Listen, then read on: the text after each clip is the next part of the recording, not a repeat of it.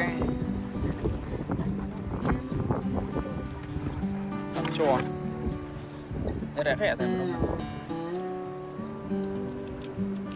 Rẻ rẻ tại vì đấy chị Chả đây chị đấy chả mấy chục cô chơi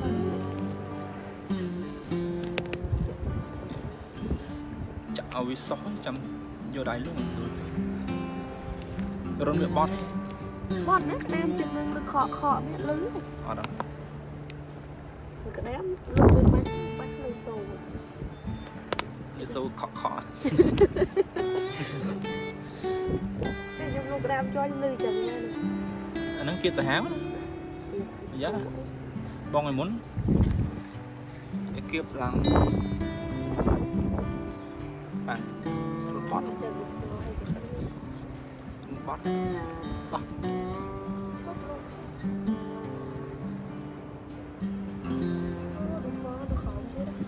nó là bọt đạp cho nó thôi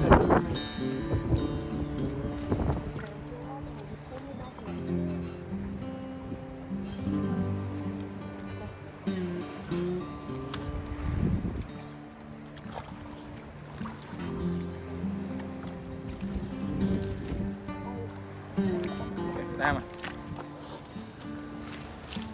ui này nó khom nâng móng cái lục cái nó wow thơm à ây ôi này mò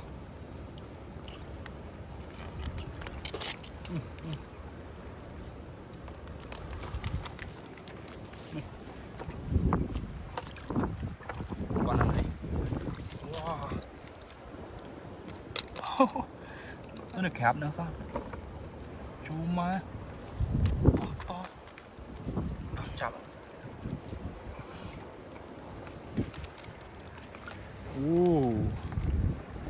này.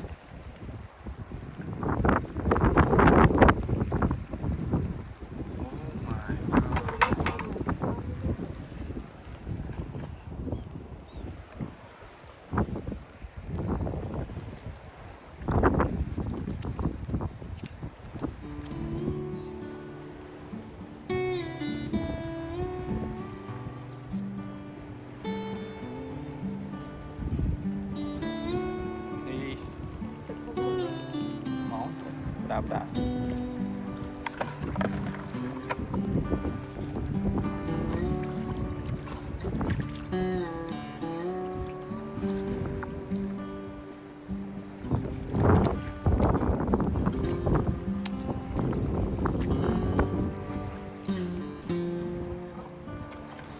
nhỏ này lắm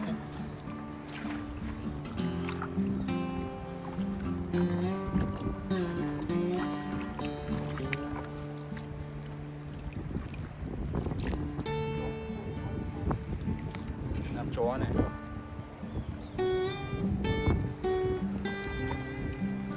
cho nó xuống tàu vu vu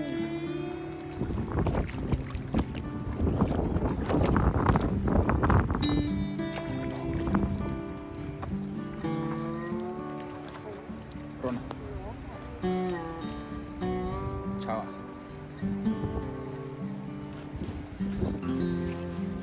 rồi nó này chào bạn ạ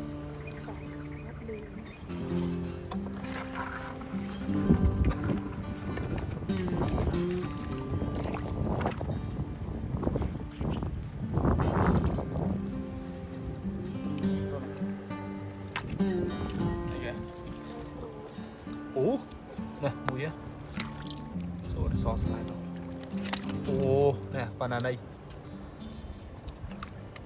mò mò quỷ luôn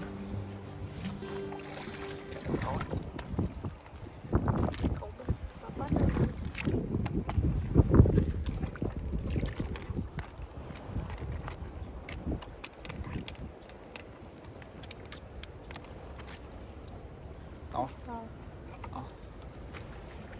này lươn sao khá sao bật phúc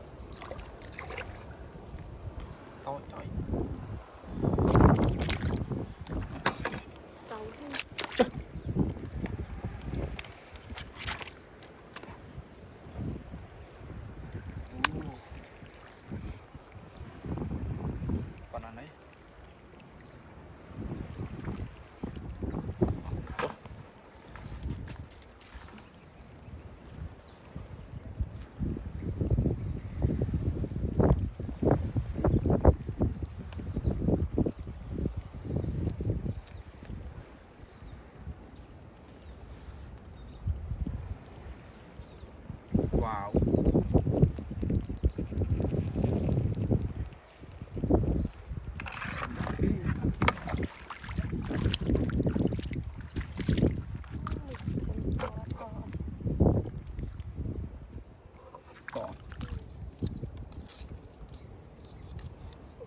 họ hay rụt đây.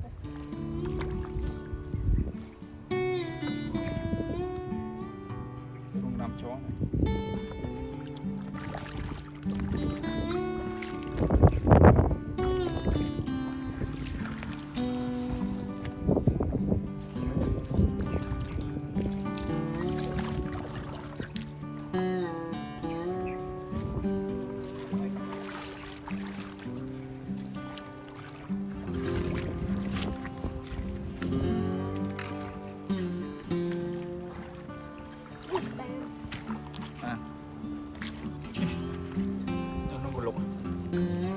Crab cho ngủ ngủ.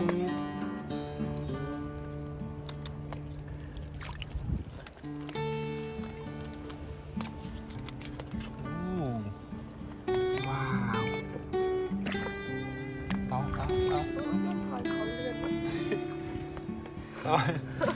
Đi lên là để giá.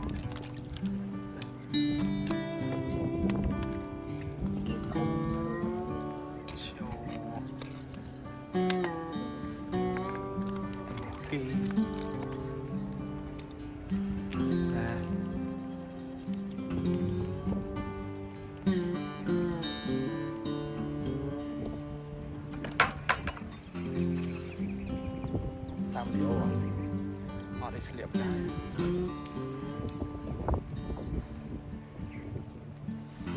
sai hát nó Leo vào đảo Leo biết bọc chảo đó Sam với bọc chảo mùi bị ăn bao thế Sam bọc chảo lấy ăn Leo sliệp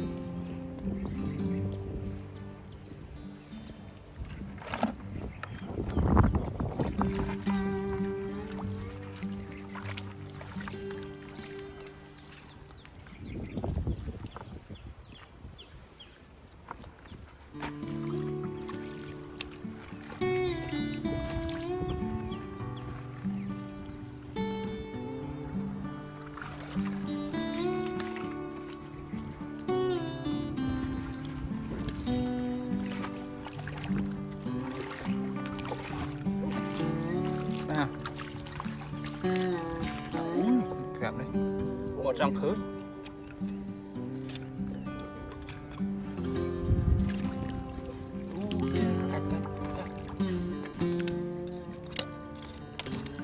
kịp chỗ một càng kịp trong càng Tôi chỉ thả nữa nó sẽ đau. đâu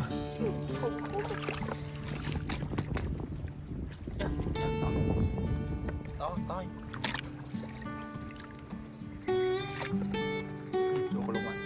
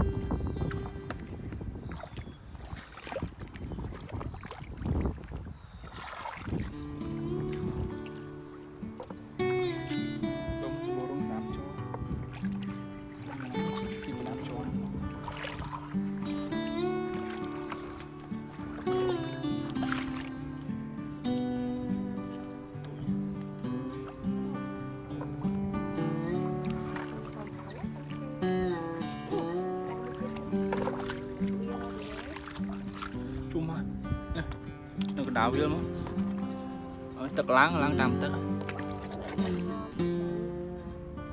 kịp cho bạn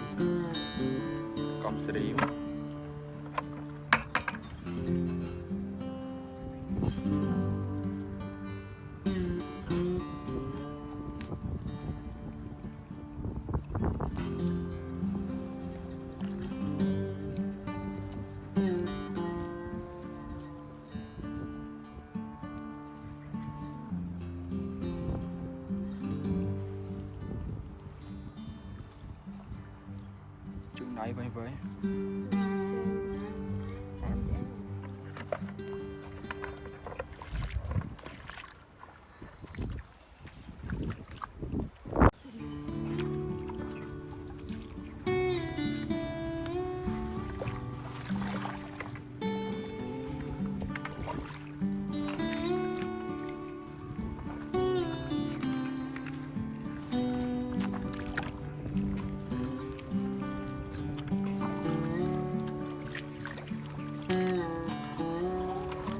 cái mà ô này yo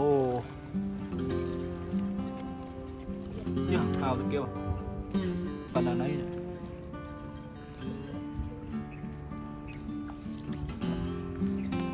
làm áp áp cái người ca đó rồi ô nó chừng ngủ các bạn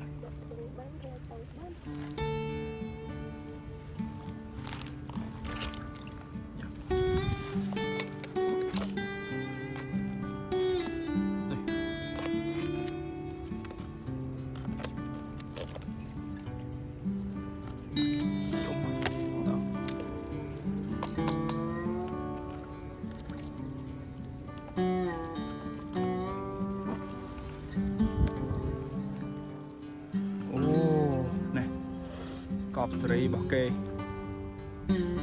wow còn ở đây bao gì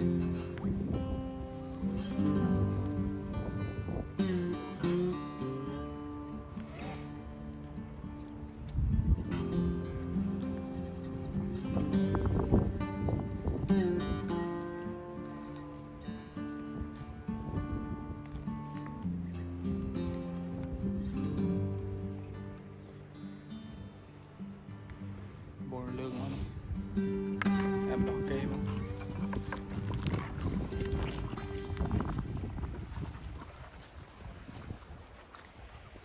sao mẹ em làm đâm đi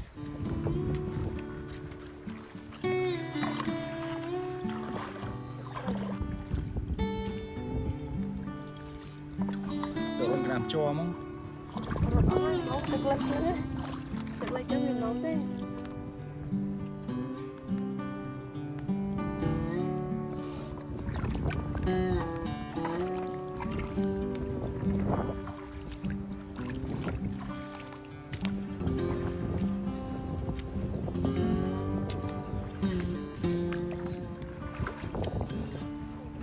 ta mà cái nào đấy cái nào mới surprise nữa cái này yes cả sinh ngắn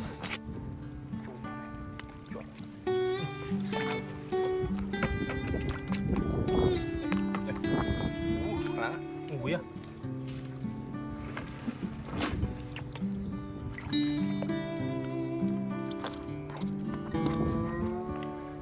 còn ở đây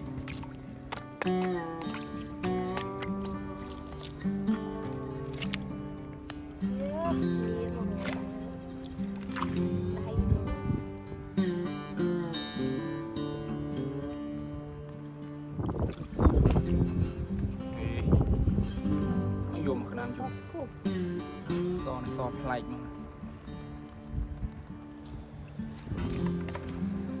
làm đẹp lây